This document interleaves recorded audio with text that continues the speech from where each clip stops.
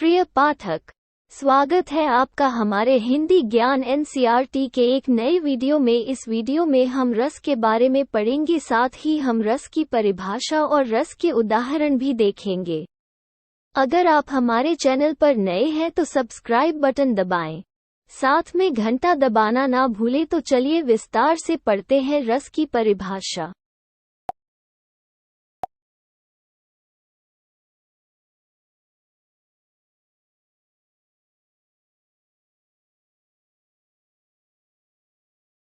रस किसे कहते हैं? परिभाषा। रस को काव्य की आत्मा कहा जाता है। दृश्य काव्य और श्रव्य काव्य के द्वारा सहृदयों के हृदय में जिस आनंद भाव का संचार होता है वो रस कहलाता है। अथवा साहित्य को पढ़ने, सुनने या नाटकादि को देखने से जो आनंद की अनुभूति होती है उसे रस कहते हैं। रस के कितने अंग होते हैं? अभी हमने रस की परिभाषा को स्पष्ट रूप से समझा। अब हम रस के अंगों के बारे में समझते हैं। रस के मुख्य रूप से 4 अंग माने जाते हैं, यानी कि रस के 4 अंग होते हैं, जो निम्न प्रकार है। 1. स्थायी भाव। 2. विभाव। 3. अनुभाव।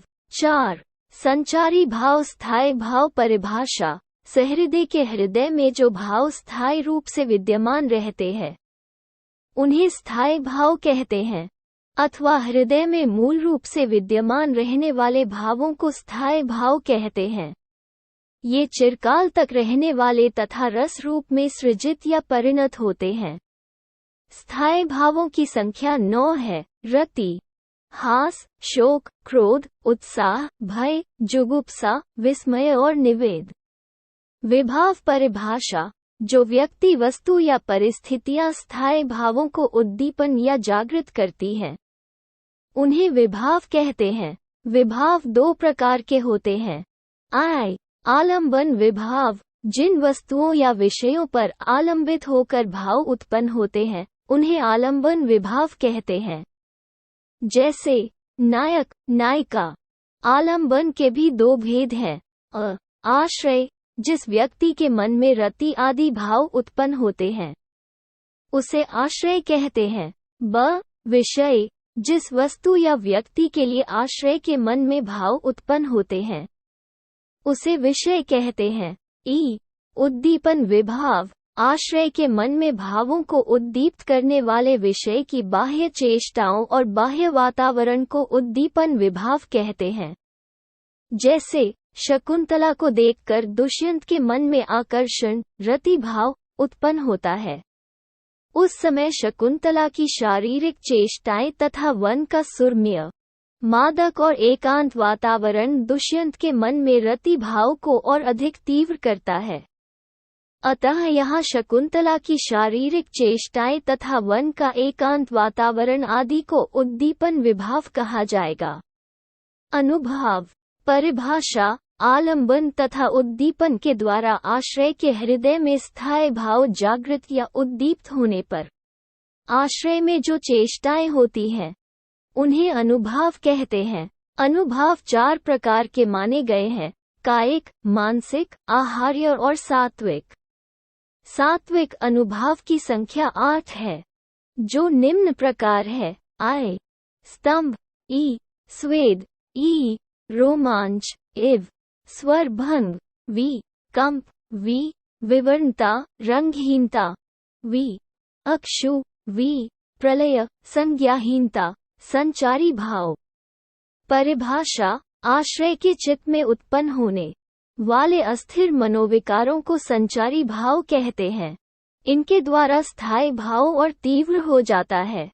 संचारी भावों की संख्या 33 है। हर्ष, विषाद, त्रास, लज्जा, व्रीड़ा, ग्लानि, चिंता, शंका, असूया, अमर्ष, मोह, गर्व, उत्सुकता, उग्रता, चपलता, दीनता, जड़ता, आवेग, निर्वेद, धृति, मति, विबोध, वितर्क, श्रम, आलस्य, निद्रा, स्वप्न, स्मृति, मद, उन्माद, अविथ, अपस्मार, व्याधि, मरण। आचार्य देव कवि ने छल को 34वां संचारी भाव माना है। रस के प्रकार। रस कितने प्रकार के होठ हैं। अभी हमने रस की परिभाषा और रस के अंगों को अच्छे समझ लिया, अब हम इसके प्रकार को समझते हैं। आचार्य भर्तमुनि ने नाटकीय महत्व को ध्यान में रखते हुए 8 रसों का उल्लेख किया: श्रृंगार, हास्य, करुण, रौद्र, वीर, भयानक, बीभत्स एवं अद्भुत। आचार्य मम्मट और पंडित राज जगन्नाथ ने रसों की संख्या 9 मानी है: श्रृंगार, हास, करुण, रौद्र, वीर, भयानक, बीभत्स, अद्भुत और शांत। आचार्य विश्वनाथ ने वात्सल्य को 10वां रस माना है तथा रूप गोस्वामी ने मधुर नामक 11वें रस की स्थापना की, जिसे भक्ति रस के रूप में मान्यता मिली। वस्तुतः रस की संख्या 9 ही है, जिनका वर्णन निम्नलिखित है: 1 श्रृंगार, 2 हास, 3 करुण, 4 वीर, 5 रौद्र, 6 भयानक, 7 बीभत्स, 8 अद्भुत, 9 शांत। 1 श्रृंगार रस। आचार्य भोजराज ने श्रृंगार को रसराज कहा है। श्रृंगार रस का आधार स्त्री पुरुष का पारस्परिक आकर्षण है, जिसे काव्य शास्त्र में रति स्थायी भाव कहते हैं। जब विभाव, अनुभाव और संचारी भाव के सहयोग से रति स्थायी भाव आस्वाद्य हो जाता है तो उसे श्रृंगार रस कहते हैं। श्रृंगार रस में सुखद और दुखद दोनों प्रकार की अनुभूतियां होती हैं। इसी आधार पर इसके 2 भेद किए गए हैं: संयोग श्रृंगार और वियोग श्रृंगार। संयोग श्रृंगार, जहां नायक नायिका के संयोग या मिलन का वर्णन होता है, वहां संयोग श्रृंगार होता है। उदाहरण: चितवत चकित चहु दिसी सीता, कह गए नृप किशोर मन चीता। लता और तब सखी लखाए, श्यामल गौर किशोर सुहाए।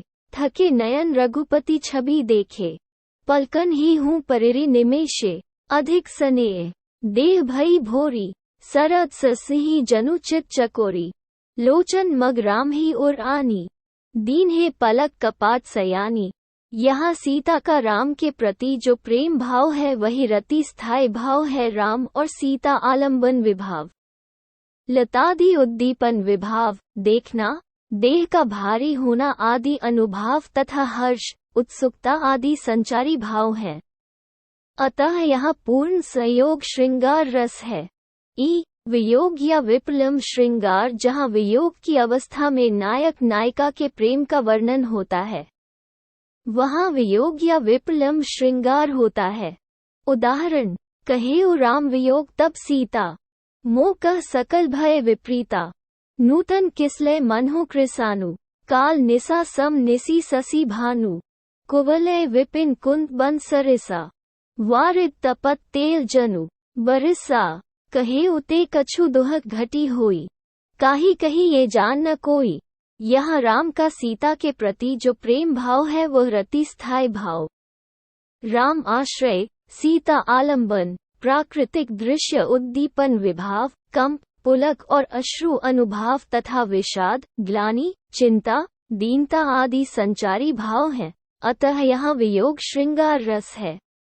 2 हास्य रस। विकृत वेशभूषा, क्रियाकलाप, चेष्टा या वाणी देख सुनकर मन में जो विनोदजन्य उल्लास उत्पन्न होता है, उसे हास्य रस कहते हैं। हास्य रस का स्थायी भाव हास है। उदाहरण: जे ही दिसी बैठे नारद फूली, सो दिसी तेहि न विलो की भूली।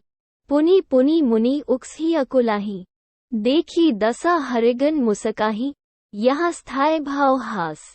आलंबन वानर रूप में नारद, आश्रय दर्शक, श्रोता उद्दीपन नारद की आंगिक चेष्टाएं, जैसे उकसना, अकुलाना, बार बार स्थान बदलकर बैठना, अनुभाव हरिगण एवं अन्य दर्शकों की हंसी और संचारी भाव हर्ष, चपलता, उत्सुकता आदि है। अतः यहाँ हास्य रस है। 3 करुण रस। दुहक या शोक की संवेदना बड़ी गहरी और तीव्र होती है। ये जीवन में सहानुभूति का भाव विस्तृत कर मनुष्य को भोग भाव से धनाभाव की ओर प्रेरित करता है। करुणा से हमदर्दी, आत्मीयता और प्रेम उत्पन्न होता है जिससे व्यक्ति परोपकार की ओर उन्मुख होता है। इष्ट वस्तु की हानि, अनिष्ट वस्तु का लाभ, प्रिय का चिरवियोग, अर्थ हानि आदि से जहाँ शोक भाव की परिपुष्टि होती है वहाँ करुण रस होता है। करुण रस का स्थायी भाव शोक है। उदाहरण, शोक विकल ए ब्रोवही रानी, रूप सीलु बल तेज बखानी, करही विलाप अनेक प्रकारा, परही भूमितल बारही बारा। यह स्थायी भाव शोक, दशरथ आलम्बन, रानियां आश्रय, राजा का रूप तेज बल आदि उद्दीपन, रोना, विलाप करना अनुभाव और स्मृति, मोह, उद्वेग, कंप आदि संचारी भाव हैं, अतः यहाँ करुण रस है। 4. वीर रस, युद्ध अथवा किसी कठिन कार्य को करने के लिए हृदय में निहित उत्साह, स्थायी भाव के जागृत होने के प्रभाव स्वरूप जो भाव उत्पन्न होता है उसे वीर रस कहा जाता है। उत्साह स्थायी भाव जब विभाव, अनुभाव और संचारी भावों में परिपुष्ट होकर आस्वाद्य हो जाता है तब वीर रस उत्पन्न होता है।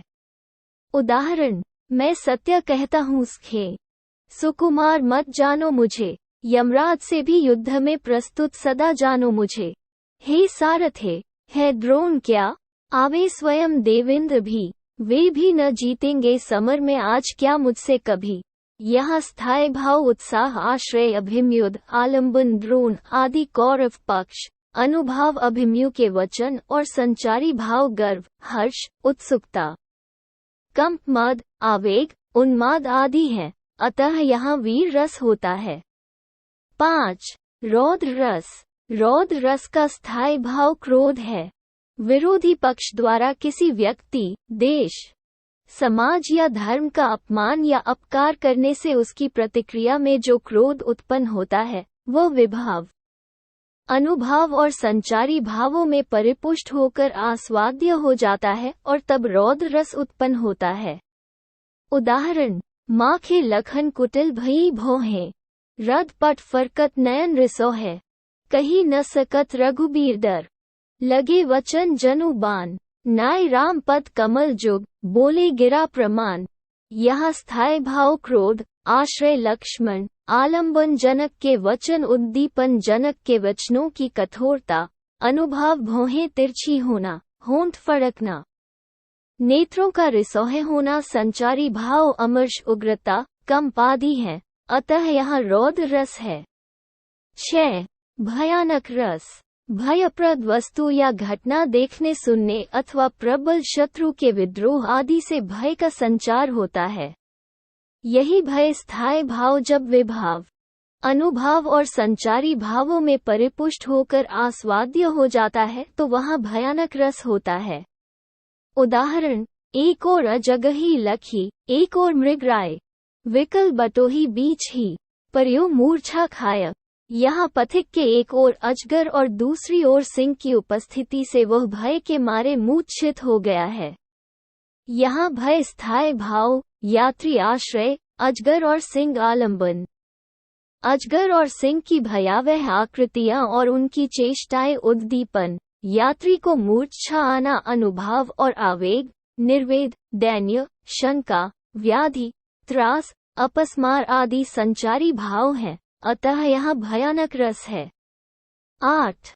अद्भुत रस, अलौकिक, आश्चर्यजनक दृश्य या वस्तु को देखकर सहसा विश्वास नहीं होता और मन में स्थायी भाव विस्मय उत्पन्न होता है। यही विस्मय जब विभाव, अनुभाव और संचारी भावों में पुष्ट होकर आस्वाद्य हो जाता है तो अद्भुत रस उत्पन्न होता है। उदाहरण, अंबर में कुंतल जाल देख, पद के नीचे पाताल देख, मुट्ठी में तीनों काल देख, मेरा स्वरूप विकराल देख। सब जन मुझी से पाते हैं, फिर लौट मुझी में आते हैं। यहाँ स्थायी भाव विस्मय, ईश्वर का विराट स्वरूप आलम्बन, विराट के अद्भुत क्रियाकलाप उद्दीपन, आंखें फाड़कर देखना, स्तब्ध, अवाक रह जाना, अनुभाव और भ्रम, औत्सुक्य, चिंता, त्रास आदि संचारी भाव हैं, अतः यहाँ अद्भुत रस है। 9. शांत रस, अभिनवगुप्त ने शांत रस को सर्वश्रेष्ठ माना है। संसार और जीवन की नश्वरता का बोध होने से चित्त में एक प्रकार का विराग उत्पन्न होता है। परिणामतः मनुष्य भौतिक तथा लौकिक वस्तुओं के प्रति उदासीन हो जाता है। इसी को निर्वेद कहते हैं, जो विभाव, अनुभव और संचारी भावों से पुष्ट होकर शांत रस में परिणत हो जाता है। उदाहरण, सुत वनितादि जानी स्वार्थर्थ न करु नेह सबही ते, अंतहि तो ही तजेंगे पाम, तू न तजय अबही ते। अब नाथ ही अनुराग जाग जड़, त्यागु दूरदशा जीते। बुझे न काम अज्ञानी, तुलसी कहूँ विषय भोग बहु घीते। यहाँ स्थायी भाव, निर्वेद आश्रय, संबोधित सांसारिक जन आलंबन, सुत वनिता आदि अनुभाव। सुत वनितादि को छोड़ने को कहना संचारी भाव, धृति, मति विमर्श आदि है। अतः यहाँ शांत रस है। शास्त्रीय दृष्टि से 9 ही रस माने गए हैं, लेकिन कुछ विद्वानों ने सूर और तुलसी की रचनाओं के आधार पर 2 नए रसों को मान्यता प्रदान की है, वात्सल्य और भक्ति।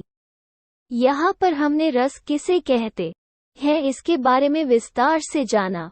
हमने रस से संबंधित यहाँ जो भी महत्वपूर्ण प्रश्नों को समझा, उससे परीक्षा में आपको काफी सहायता मिलेगी। और अगर आप बोर्ड के परीक्षा की तैयारी कर रहे हैं तो आपके लिए रस को समझना काफी जरूरी है, क्योंकि अगर आप रस के सभी महत्वपूर्ण प्रश्नों को समझे रहेंगे, जैसे कि रस किस कहते हैं, रस की परिभाषा, रस के उदाहरण और रस के प्रकार आदि, तो आप अपने बोर्ड की परीक्षा में हिंदी के विषय में अच्छे अंक प्राप्त कर सकेंगे, क्योंकि रस के प्रश्नों को बोर्ड के हिंदी के परीक्षा में पूछे जाते हैं।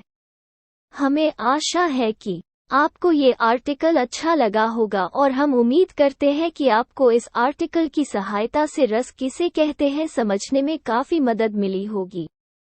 अगर आपका कोई सवाल हो तो आप हमें नीचे कमेंट करके पूछ सकते हैं।